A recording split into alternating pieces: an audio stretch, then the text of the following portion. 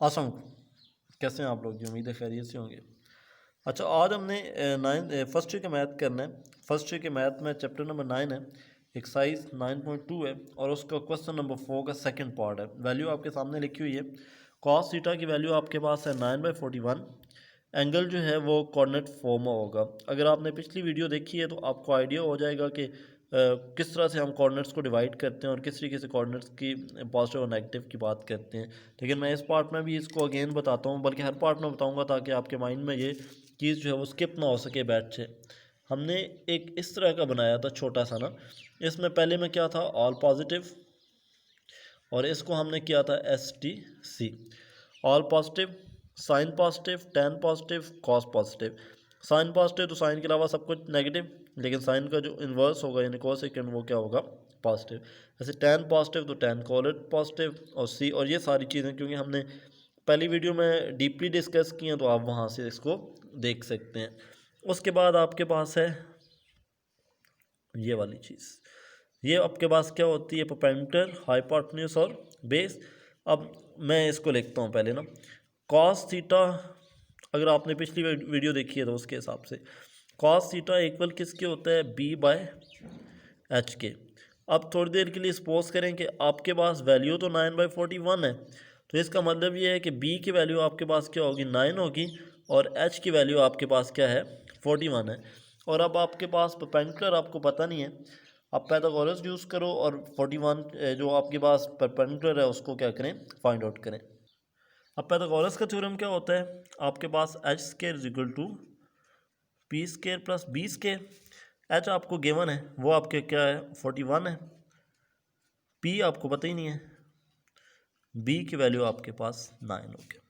अब 41 का होता है 1681, P² ऐसे ही है, और 9 का क्या होता है, 81। 1681 ठीक है, ये 18 जो साइड पे पॉजिटिव है इस साइड पे आके क्या हो गया, नेगेटिव हो गया, तो 1600 रह गया। इंटरचेंज कर लें, P² इधर लें, 1600 को आप इधर लें। अब क्योंकि आपको तो P चाहिए, स्क्वायर तो नहीं ना चाहिए, तो आप क्या करते हो, दोनों साइड का स्क्वायर रूट ले लेते हैं। स्क्वायर रूट कैंसिल, P और 1600 का जो होता है वो क्या होता है, 40 होता है, तो आपके पास ये आ गया। अब आपने क्या करना है, ये जो आपके पास वैल्यू थी उसकी जगह क्या लगा देना है, 40 लगा देना है। अब आपके पास ये आ गई चीज़, यानी परपेंडिकुलर आ गया, हाइपोटेन्यूज आ गया, ये सारी चीज़ें आ गई। अब इसी को मैं अगले पेज पे लेके जाता हूँ, जगह कम है, ताकि आपको वहाँ पे ज़्यादा बेहतर तरीके से समझाया जा सके कि साइन कॉस टैन कैसे आते हैं, ताकि आपको प्रॉब्लम ना हो।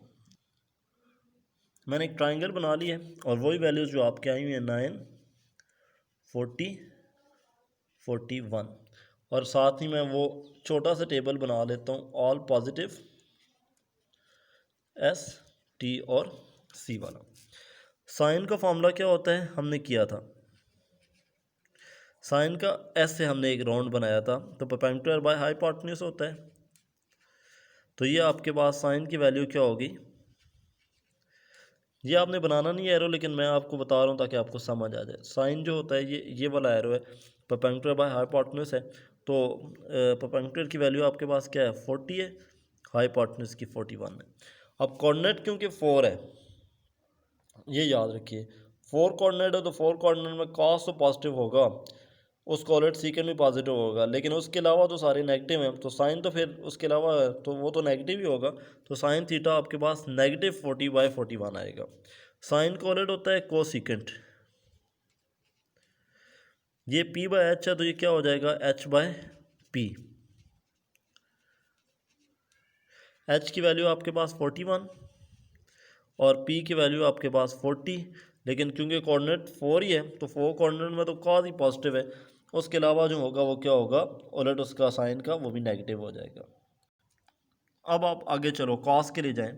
कॉस आपके पास क्या है, कॉस आपके पास है B/H, हमने एरो ऐसे लगाया था, B/H, तो ये कॉस के लिए,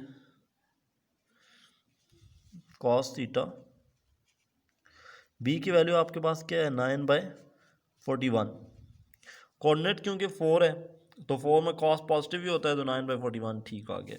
अब कॉस का उलट होता है सीकेंट, सीकेंट इसी का उलट है, यानी h/b है। दैन सीकेंट थीटा, h की वैल्यू आपके पास ऊपर चली गई 41 और b की वैल्यू आपके पास नीचे आ गई 9। अब आपने आना है tan के लिए, tan थीटा, tan थीटा आपके पास क्या है, p/b, ये आपके पास tan के लिए, tan थीटा आपके पास p/b है।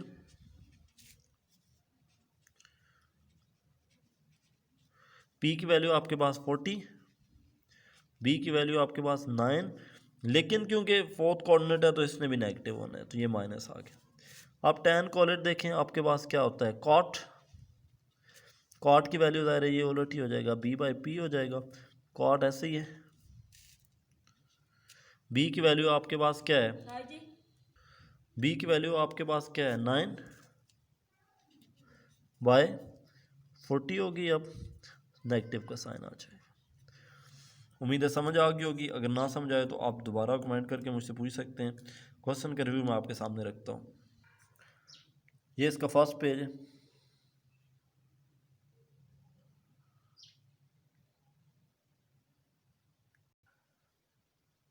ये इसका सेकंड पेज। ये एरोज नहीं लगाने हैं, लेकिन आपको क्योंकि मैं तो समझा रहा हूँ तो समझाने के लिए ये ज़रूरी है, बाकी आप प्रैक्टिस जब कर जाओगे तो आपको प्रॉब्लम नहीं होगा। थैंक यू सो मच जी, अल्लाह हाफिज़।